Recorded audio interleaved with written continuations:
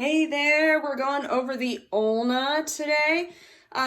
So the ulna is a bone that is part of the forearm, and the other bone that's part of the forearm is the radius.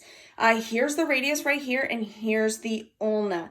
Now you can't quite tell with this guy, like what to determine whether it's an ulna, but see how there's almost this U shape that you see right about here.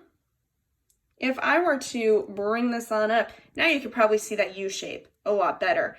That's one way to look at it as the ulna. So that bone right there is the ulna, and then the one with this rounded head, that is the radius. But we're going to focus on the ulna for this one. The ulna has a few structures that we want to really be key on just because of how they articulate with the humerus. This pointy portion right here is the coronoid process. The coronoid process. And that coronoid process during flexion of the elbow is going to come on up into the coronoid fossa. So that's going to flex up into the coronoid fossa. And then what you have is this smooth groove on the inside, pointed right there. This smooth groove, which is that U shape that I was talking about, that fits right along this structure. And if you haven't watched the humerus video quite yet, this is the trochlea. And so this smooth structure, which is going to be touching that trochlea, is the trochlear notch or the semi-lunar notch. So the semi-lunar notch, trochlear notch, you can see that they come together. There's the trochlear on the right side, and then the trochlear notch is that U shape on the left side of that articulation. Okay, great.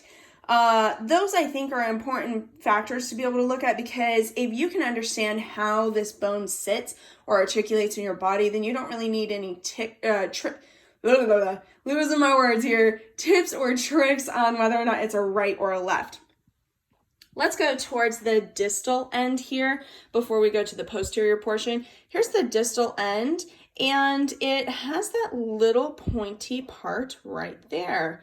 That is known as the styloid process. So that's the styloid process of the ulna, the styloid process of the ulna. So if you were to feel your wrist, you would actually be feeling the styloid process of the radius and the styloid process of the ulna. This ridge right here, that is the supinator crest. Supinator crest is right here. And then this is going to be challenging, I'll tell you that right now. So supinator crest, and see where the radius, the radial head sits right in there. I'm going to try to see if we can get in there.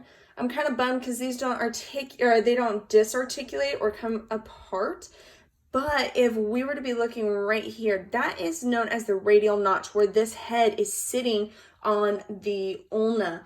And if I were, to look on this side, you can kind of tell where the radius head is. And then even in the back right here, that's like where the radial notch is.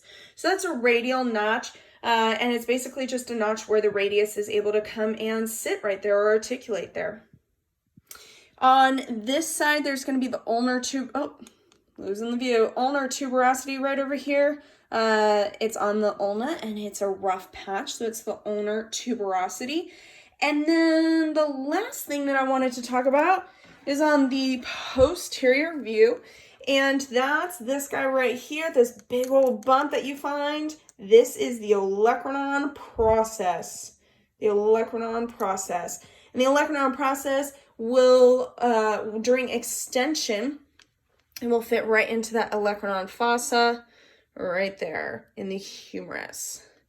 And maybe we could see the radial notch. Yeah, there we go. Here's a good view of the radial notch. So if I'm looking right here where it articulates, that is the radial notch. On the other side, that far side right over there, that is the radial notch of the ulna.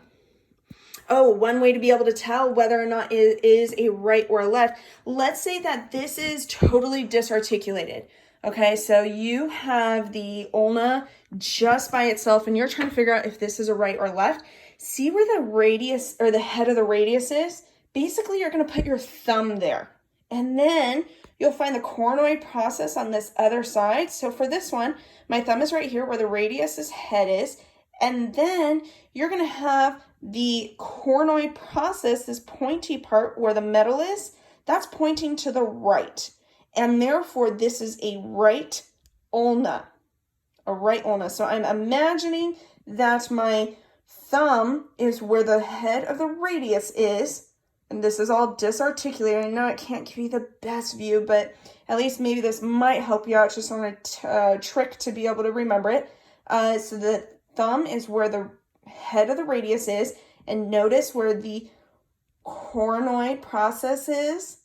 That structure right there that's touching the metal, that's pointing to my right. Therefore, it is a right ulna. Hope that helps.